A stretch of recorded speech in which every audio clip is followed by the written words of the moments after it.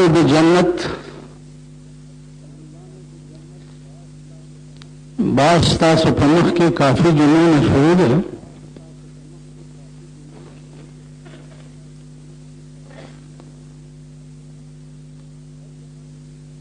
اصلا په دې لغونډې باز کوو چې جنت چې دی دا د مسلمان اخیری انجام دی.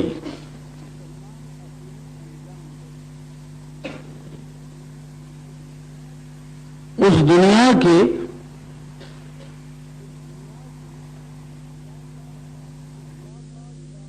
اللہ پاک دا تمام کائنات پیدا کرے صد پارا دے.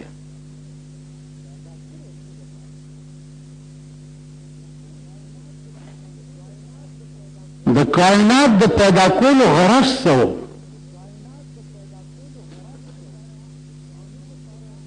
نو هغې دپاره الله فرمایي چې كنت كنزا مخفيا اردت ان اظهر.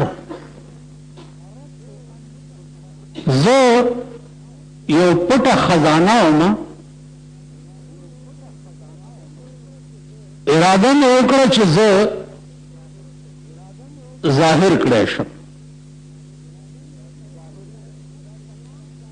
نو دا تمام کائنات چې دی دا ما د خپل ظهور دپاره پیدا کړی.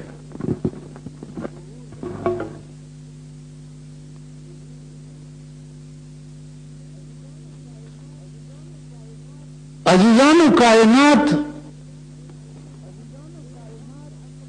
د انسان په عقل کې نه راځي او نه د انساني عقل رسایي هغې ته کېږي چې څومره الله لوی دی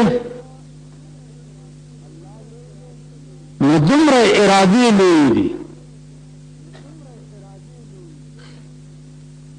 اوس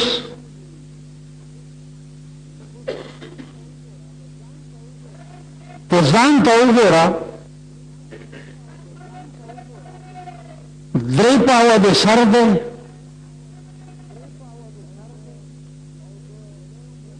او د ګولۍ عمره د سترګې دي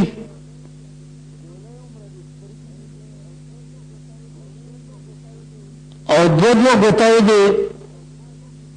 2 غوږونه دي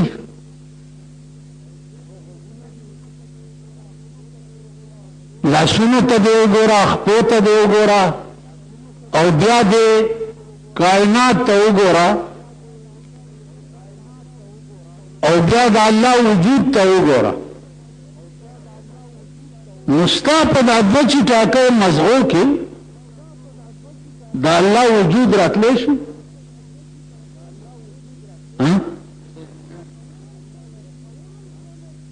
تصور هم کولی شي؟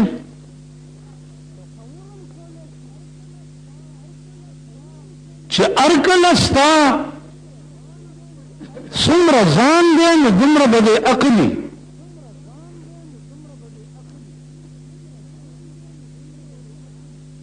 د دې وجې نه ستا دا ځان الله ته څومره عزیز دی، الله ته څومره محبوب دی. دا 5-6 فوټه بدن دا دومره غوندې وجود ته دې ځان ته م وګوره او د الله شان او لویوالي ته م وګوره.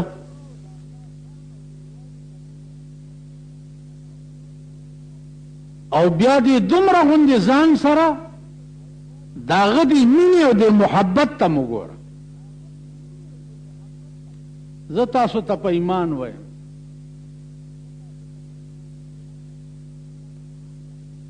چې دا تمام ځمکه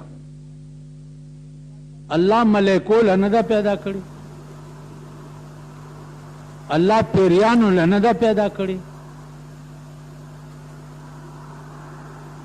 الله چې د تمام حشرات الارض دي هغې ته نه ده پیدا کړي. چا له پیدا کړي ده دا دومره عظیمه ځمکه؟ جعل لکم الارض،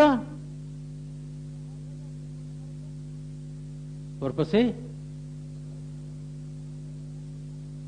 جعل لکم الارض فراشا والسماء بناء، دا ځمکه مې تاسو له فرش پیدا کړی دی او اسمان مې درته چت پیدا کړی. جعل لکم الارض، لکم معنا تاسو ته. د قرآن مخاطبین څوک دي؟ انسانان دي. تاسو ته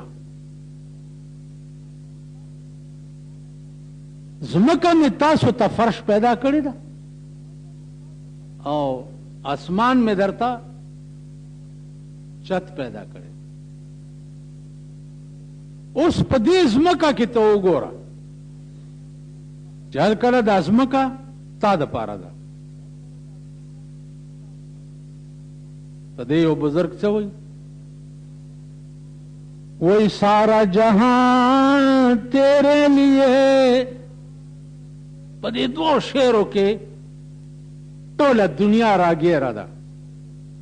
بله خبره ده چې انسان د ځن طلاق بچی ته خبر نه دی.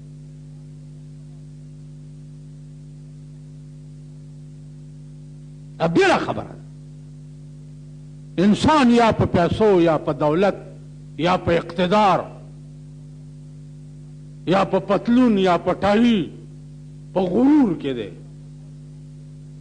او ځمکه او اسمان تیري خو چې راوینیسي بیا د سپي غوندې پروت دي.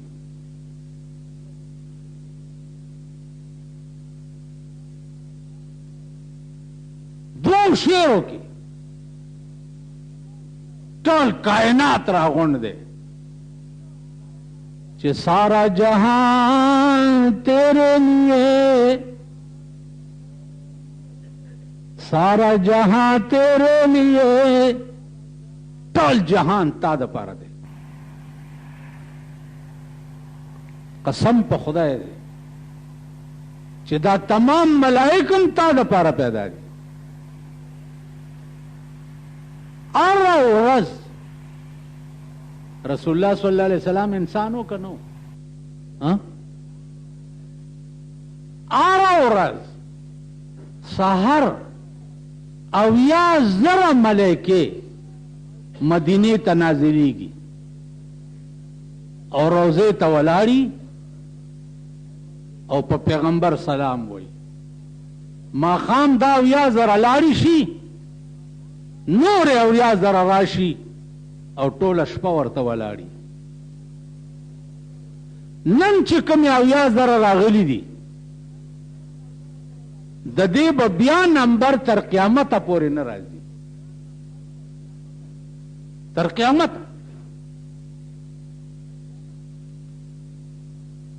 اوس په جهان کې خو ملائکم دي کنه، دام تا د پاره دي. په خدای قسم چې سړی د قرآن زده کړې ته جومات ته رواني یا چرته لرې په سفر ورپسې رواني، نو دا ملائکې ورته دائیں بائیں په استقبال ولاړي او ورته وزرې غوړی او دی پې خپېږدي.